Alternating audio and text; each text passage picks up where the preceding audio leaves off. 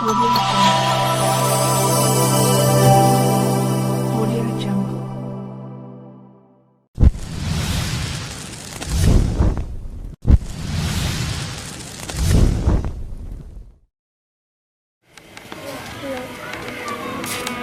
अस्सलाम वालेकुम। वालेकुम सलाम। भैया ये बेच रहे हैं? हाँ जी सर। चने हैं? चने हैं जी। ये कहाँ बेचते हैं आप? ये अड्डा 48 पुल से जा रहे हैं।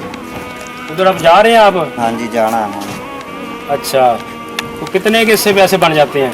ये तो सिर्फ 500-600 रुपये बन जाता मसा वो घर का सर्कट नहीं पूरा होंगे। अच्छा अच्छा, या ज़्यादा आटा मुश्किल ले होता है? लिए या दाल ले लिए या कोई हो चीज़ें मसलन फिर भी नहीं गुजारा होता। शाम को किलो आटा घर किधर है आपका? घर इधर ही है सामने। ये घर है? हाँ जी। चलो दिखाएं तो घर देख लें आपका। हाँ जी हाँ जी। आओ तो क्या जो ये घर है आपका जी? ये सामने घर में।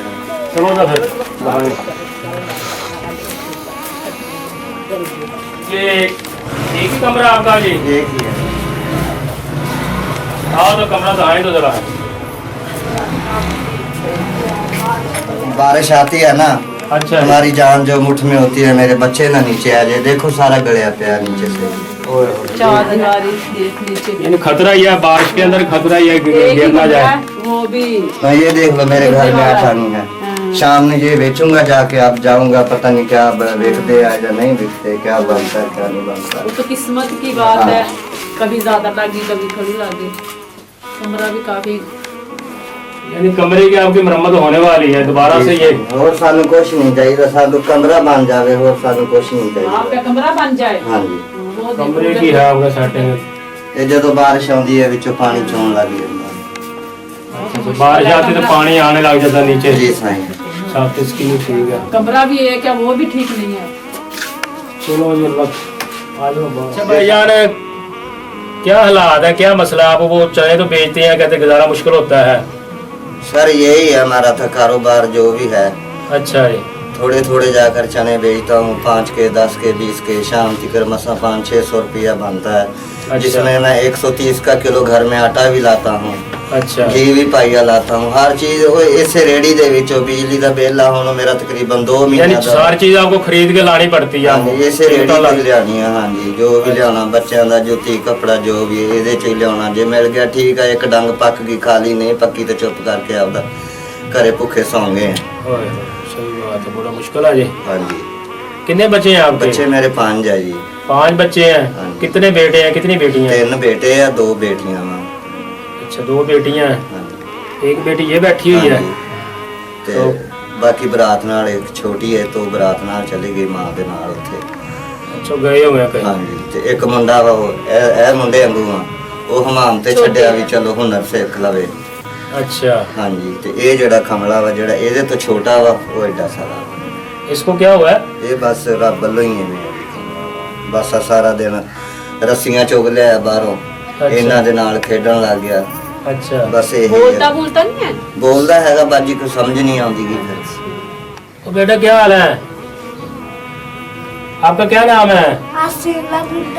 नाम नहीं बताता सही? नहीं सर बस इदां ही आपदियां ही गल्लां। अच्छा, यानी और बातें कर? हाँ जी। तुसी कोई होर कहोगे ने कुछ और कह रहे हो। समझ नहीं से आती, समझ नहीं बनी, ठीक नहीं है ज़हन। मसला ज़हनी का मसला है, दौड़ गया जी, ऐसे चला जाता है बाहर दौड़ बस जाता है। इदां ही जे तक घरों निकल गया अच्छा ते पूरे ਚੱਕ ਦਾ ਰਾਉਂਡ ਲਾ ਕੇ ਰੱਸੀਆਂ ਇਕੱਠੀਆਂ ਕਰਕੇ ਫੇਰ ਇਹਨੇ ਆਉਣਾ ਘਰ ਦੇ ਵਿੱਚ। यानी बाहर गली में फिरता रहता है ਤੇ ऐसे? ਜੇ ਇੱਥੇ ਕਿਸੇ ਦੇ ਘਰੇ ਚਲਾ ਗਿਆ ਤੇ ਅੰਦਰ ਫੜ ਕੇ ਇਹਨੂੰ ਕੁੱਟ ਛੱਡਦੇ ਆ ਮਾਰਦੇ ਆ ਇਨਸਾਨ। उन्हें तो फिर समझ नहीं ना है बस जो जैसे ਅਜੇ ਸਿਕਰ ਵੀ ਇਹਦੇ ਮਸਲ ਵੀ ਜਿਹੜਾ ਨਾ ਪੈਰਵਾਈ ਇਹਦੇ ਤੇ ਮੇਰੇ ਤੋਂ ਨਹੀਂ ਹੁੰਦੀ ਪਈ ਪੈਸਿਆਂ ਦੀ ਵਜ੍ਹਾ ਤੋਂ ਇਹਦੇ ਹਜੇ ਮੈਂ ਖਤਮ डॉक्टर ਕਰਾਂ वगैरह को नहीं चेक करवाया? ਬਾਜੀ ਗੁੰਜਾਇਸ਼ ਹੀ ਨਹੀਂ ਹੈਗੀ, ਕੀ ਕਰਾਂ ਮੈਂ ਮਾੜਾ ਬੰਦਾ ਵਾਂ। ਕਈਆਂ ਨੇ ਕਿਹਾ ਵੀ ਡਾਕਟਰ ਇਹਦਾ ਮਸਲ ਵੀ ਜ਼ਹਿਨ ਨਹੀਂ, ਕਿਸੇ ਡਾਕਟਰ ਕੋਲੇ ਪੈਸਿਆਂ ਦੁੱਖ ਬਾਜੀ ਨਹੀਂ ਜਾਇਆ ਜਾਂਦਾ, ਕੀ ਕਰਾਂ ਕਿਹੜੇ ਪਾਸੇ पैसे की ਜਾਵਾਂ। वजह से नहीं, डॉक्टर को ही नहीं चेक करवाया। हाँ जी। अभी वो आप थोड़ा अपना वो बेच कर गजब बसरी कर रहे हैं, घर का निजाम ਬੱਚੀਆਂ चला ਦੋ ਹੈਗੀਆਂ ਇਹ ਜਵਾਨ, ਇਹਨਾਂ ਨੂੰ ਮੈਂ ਕਿਹੜੇ ਪਾਸੇ ਬਾਜੀ ਕਲਾਵਾਂ। ਆ ਝੋਨਾ ਵੱਢਿਆ ਵਾ ਹਫਤਾ ਪੂਰਾ ਖਪਦੀਆਂ ਰਹੀਆਂ, 12 ਕਿਲੋ ਝੋਨਾ ਆਇਆ, 12 ਕਿਲੋ ਚ ਸਾਨੂੰ ਕੀ ਆਊਗਾ। ਘਰ ਦੇ ਵਿੱਚ ਤਾਂ ਗੰਦਮ ਨਹੀਂ ਹੈਗੀ ਵੀ ਚਲੋ ਬੰਦਾ ਆਟਾ ਪਿਆ ਕੇ ਮਿਰਚ ਨਾਲ ਰੋਟੀ ਖਾ ਲੂਗਾ। ਉਹ ਹੀ ਸ਼ਾਮ ਨੂੰ ਜਿਹੜਾ ਕਿਲੋ ਲਿਆ ਕੇ ਤੇ ਅਸੀਂ ਪਕਾਉਣਾ ਤੇ ਆਪਦਾ ਖਾਣਾ जी हर चीज आपको यानी कि ਹੁਣ ਮੇਰੀ लेना ਰੇੜੀ ਤੇ पड़ती ਮੈਂ है, ਹਾਂਜੀ हर चीज लेना पड़ती है आपको तो। ਹਾਂਜੀ ਆ ਹੁਣ ਰੇੜੀ ਤੇ ਚਣੇ ਵੇਚਦਾ ਮੈਂ, ਇਹਦੇ ਨਾਲ ਅਗਰ ਜੇ ਮੇਰੇ ਕੋਲ ਇੱਕ ਥੋੜੀ ਜਿਹੀ ਨਿੰਮਕੋ ਵੀ ਨਾਲ ਹੋਵੇ, ਮੂੰਗਫਲੀ ਹੋਵੇ, ਰੇਵੜੀਆਂ ਰੱਖੀਆਂ ਹੋਣ ਡੱਬਿਆਂ ਦੇ ਵਿੱਚ ਪਾ ਕੇ ਮੇਰੀ ਕੋਈ ਮਜ਼ਦੂਰੀ हाँ, ਬਚ ਜਾਵੇ। आपने जाना तो होता है, हाँ कोई जी। 2-4 आइटमें हो। हाँ जी। अब एक है चने किसी ने लेने, कोई लेता है कोई ਆਹ नहीं ਹੁਣ लेता। ਮੈਂ ਪਿਛਲੇ ਹਫਤੇ ਦੇ ਵਿੱਚ ਮੀਆਂ ਚੰਨੂ ਰੇੜੀ ਤਿੱਖ ਕੇ ਗਿਆ, ਇੱਥੋਂ ਤਿੱਖ ਕੇ ਗਿਆ ਮੀਆਂ ਚੰਨੂ ਮੇਲੇ ਦੇ ਵਿੱਚ। ਮੈਂ 5 ਦਿਨ ਉੱਥੇ ਸਰ ਰਹਿ ਕੇ ਆਇਆ ਵਾਂ, ਭੁੱਖਾ ਦੱਸਾ ਆਪਦੇ ਬੱਚਿਆਂ ਦੀ ਰੋਜੀ ਰਾਤ ਵੀ ਕਮਾਈ, ਉੱਥੇ ਦਿਨ ਵੀ ਕਮਾਈ ਹੈ।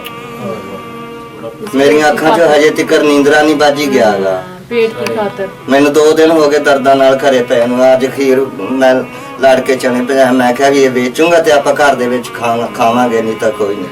सही बात। ਸਰ ਮੈਂ ਦਿਮਾਗ ਦਾ ਮਰੀਜ਼ ਆ, ਦਿਮਾਗ ਦਾ ਆਪਰੇਸ਼ਨ ਹੋਇਆ ਮੇਰੇ ਦਾ ਪਿੱਛੋਂ।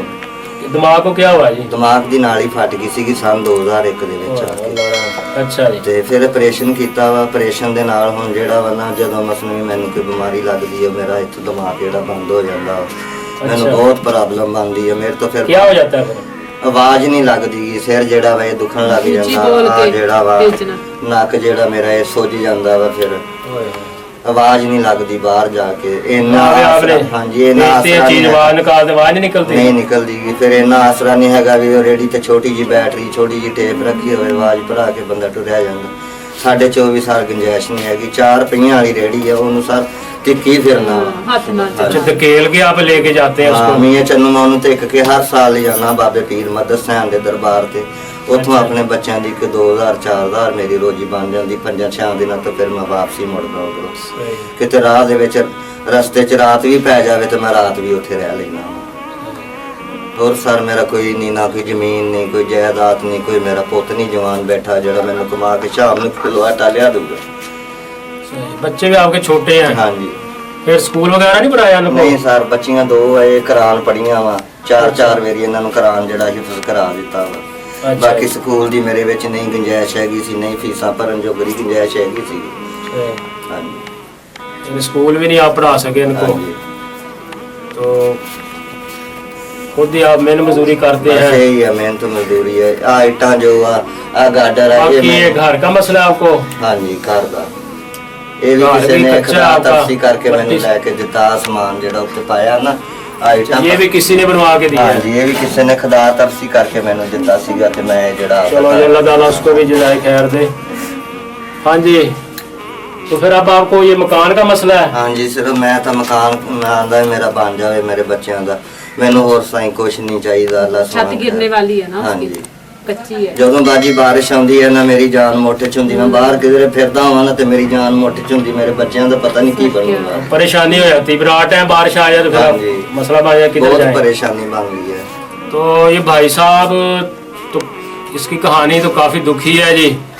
ये अकेले ही हैं और ये इनकी सेहत भी ठीक नहीं है, इनको भी मसला है।